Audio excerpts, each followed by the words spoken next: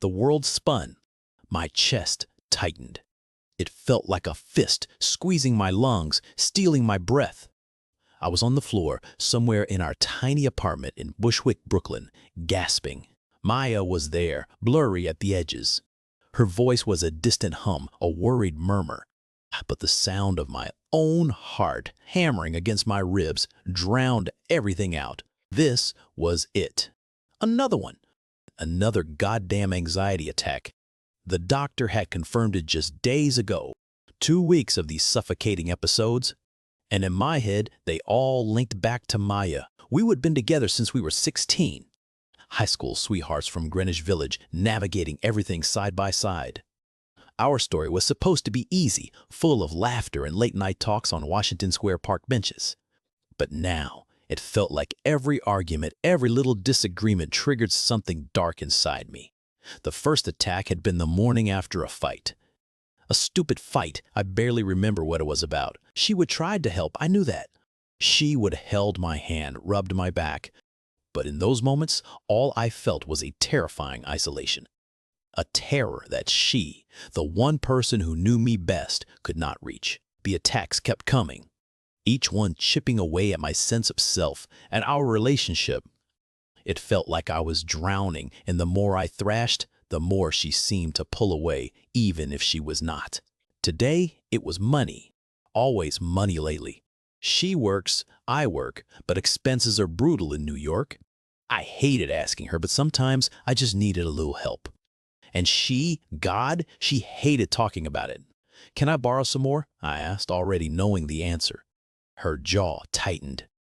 "Leo, I just gave you some the other day. I am stretched thin." Her voice was tight, stressed. I knew she was. School, her family drama, she had her own weight to carry. But did not she see mine? Did not she see I was barely holding it together? I tried to tell her. "I am stressed, Maya." It came out flat, hollow. She just sighed, running a hand through her hair. "I do not want to deal with this right now, Leo. I am stressed too." Her words, though reasonable, felt like a slap. A dismissal. I felt myself unraveling inside. The anxiety, always lurking, started to coil its cold tendrils around my stomach. I knew I should be better. I knew I should regulate my emotions.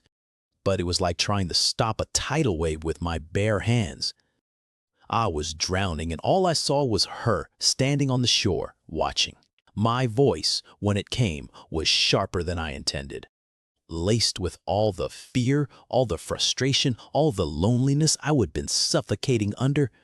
We were in the kitchen, pots clanking from the dish rack. "No matter how much I let out at you," I started, my voice trembling but rising, "you just take it like a little punching bag. You genuinely do not understand me." The words tasted bitter, yet felt true in that moment of rage. Her eyes widened. Her face, usually so expressive, went blank. A mask of shock. I could feel the shift, the point of no return, and then the ultimate betrayal. The words, I knew I would regret the instant they left my lips, but could not stop. They just spilled out, hot and toxic, born from a place of unbearable pain. "I do not really got anyone to run to, bro. F all you all. If one day I am gone from all this that is the only time you will understand me." The air left the room. Silence. Deafening. Maya did not say anything. She just stood there, shoulders rigid. Then she turned slowly. Her eyes, usually so bright, were clouded with tears. Not angry tears, but heartbroken ones. And in that moment, I saw it. The damage I had done. The pain I had inflicted. Her face was not blank anymore. It was a mirror reflecting the monster I had become in my desperation. I had not just lashed out, I had wounded her deeply. It was not her fault I had anxiety. It was not fair to dump all my pain on her. She was trying, in her own way, to cope with my storm while weathering her own. My words, that threat, that plea for understanding, had only pushed her further away. I wanted her to understand, but I had made it impossible. I had become the very thing I feared. The silence stretched.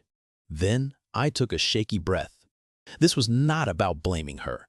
It was about me, my struggles, my failure to communicate them, to manage them without destroying everything good.